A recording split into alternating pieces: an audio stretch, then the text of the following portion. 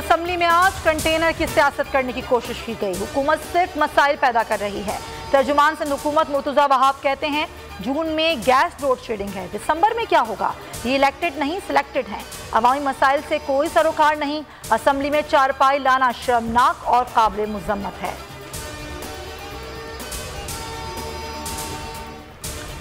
Sindh assembly इजलास में point of order पर बात न करने पर हंगामा आराई। पीटीआई अरकान नशिस्तों पर खड़े हो गए। ऐवान में शोर शराबा और नारेबाजी।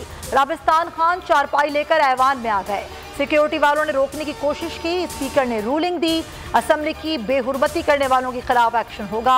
हलीम आदिल शेख बोले, जमहूरियत का जनाजा निकाल दिया।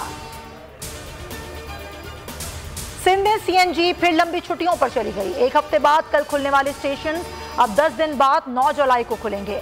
एसोसिएशन का कहना है कि गैस बंदिश के बाइस कारोबार तबाह हो गया। आरएलएनजी पर मुंतकली के बावजूद गैस न मिलना हुकूमत की नाअहली है। भारत एफएटीएफ को सियासी मकासद के लिए इस्तेमाल कर रहा है। मनी लॉन्ड्रिंग और टेरर फाइनेंसिंग रोकना हदफ है।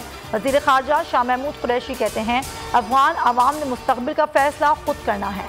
अमरीका को अड्डे देने से इनकार मुल्की मफाद में किया। तर्जुमान दफ्तर ख़ारजा बोले, कई बरस कलदम तहरीक तालिबान ने अफगान सरजमीन को पाकिस्तान के खिलाफ इस्तेमाल किया। अफगानिस्तान के इल्ज़ामात रिपोर्ट्स के मुतज़ाद हैं। सयाहत का फ़रोग़ अमन के बगैर मुमकिन नहीं। बैरून मुमालिक के सयाह पाकिस्तान में खुद को महफूज समझेंगे तो आएंगे। वज़ीर आज़म पाकिस्तान इमरान खान की नारान में सहाफ़ियों से गुफ्तगू। कहा, सयाहत से नौकरियां और रोज़गार मिलेगा। इतनी नौकरियां मिलेंगी कि बाहर नहीं जाना पड़ेगा। आइंदा नस्ल के लिए क्लीन एंड ग्रीन पाकिस्तान छोड़ के जाना है। और एस्ट्राजेनेका की किल्लत, इस्लामाबाद F9 पार्क सफर समंदर पार मजदूरों ने हल्ला बोल दिया। मरकजी दरवाजे तोड़ डाले। पुलिस का लाठी चार्ज, धक्कम पेल से कई शहरी बेहोश हो गए। मुल्क में तीसरी लहर के दौरान वबा से सबसे कम अमवात। 20 अफराद जा बहक। मुस्बत केसेस की शरह 2.05 रिपोर्ट।